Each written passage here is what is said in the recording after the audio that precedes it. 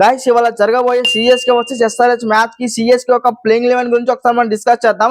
దానికంటే ముందు ఈ మ్యాచ్ కి అందరూ ఎంఎస్ ధోని ఆడతారని చెప్పి చాలా మంది అయితే అనుకుంటున్నారు. బట్ నాకు తెలిసి ఎంఎస్ ధోని ఈ మ్యాచ్ కూడా ఆడారని చెప్పి నాకైతే తెలుస్తుంది. ఎందుకంటే సిఎస్కే ప్లేయింగ్ కాంబినేషన్ అయితే ఆల్రెడీ సెట్ అయిపోయింది.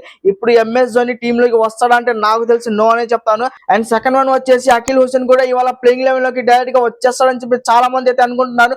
బట్ నాకు తెలిసి అఖిల్ హుసేన్ కూడా ఇవాళ మ్యాచ్ లో ఆడాడని చెప్పి నాకైతే తెలిసింది. ఎందుకంటే ఎస్ఆర్ఎస్ లో చూసుకుంటే టాప్ 3 బ్యాట్స్మెన్ కూడా లెఫ్ట్ హ్యాండర్స్ ఉన్నారు. సో నాకు తెలిసి అఖిల్ హుసేన్ అయితే ఇవాళ ఆడాడని చెప్పి నాకైతే తెలిసింది.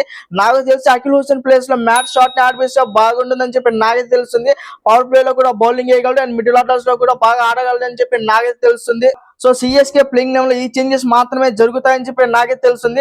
అండ్ ఒకసారి మనం సిఎస్కే ప్లేయింగ్ లెవెన్ ఎలా ఉంటుందనేది ఒకసారి మనం చూసుకుంటే ఓపెనర్స్ గా వచ్చేసి సంజు శాంసన్, రుతురాజ్ గైక్వాడ్ అయితే వస్తారు. అండ్ వన్ డౌన్ లో చూసుకుంటే ఉర్విల్ పటేల్ వస్తాడు. నెంబర్ 4 లో చూసుకుంటే కార్తిక్ శర్మ వస్తాడు.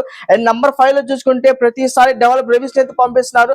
నాకు తెలిసి శివం దూబేని పంపిస్తే బాగుంటుందని చెప్పి నాకైతే తెలుస్తుంది. అండ్ నెంబర్ 6 లో చూసుకుంటే డెవలప్ రెవిస్ వస్తాడు. నెంబర్ 7 లో చూసుకుంటే ప్రశాంత్ వీర్ అయితే వస్తాడు. ఒకవేళ ఎంఎస్ ధోని కానీ ఈ మ్యాచ్ ఆడితే ప్రశాంత్ వీర్ బయటికి వెళ్ళి ఎంఎస్ ధోని అయితే ప్రశాంత్ వీర్ ప్లేస్ లో ఆడతాడని చెప్పి నాకైతే తెలుస్తుంది. అండ్ నెంబర్ 8 లో చూసుకుంటే అంశుల్ కంబోజ్ వస్తాడు. నెంబర్ 9 లో చూసుకుంటే నూర్ అహ్మద్, నెంబర్ 10 లో చూసుకుంటే స్పెన్సర్ జాన్సన్, నెంబర్ 11 లో చూసుకుంటే ముఖేష్ చౌదరి అయితే ఆడతాడు.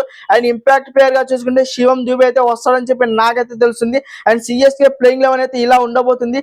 గైస్ మీకేమనిపిస్తుంది, ఇవాళ ఎంఎస్ ధోని ఆడతాడా లేదా అనేది మీ ఒపీనియన్ కింద కామెంట్స్ లో ఖచ్చితంగా తెలియజేయండి గైస్.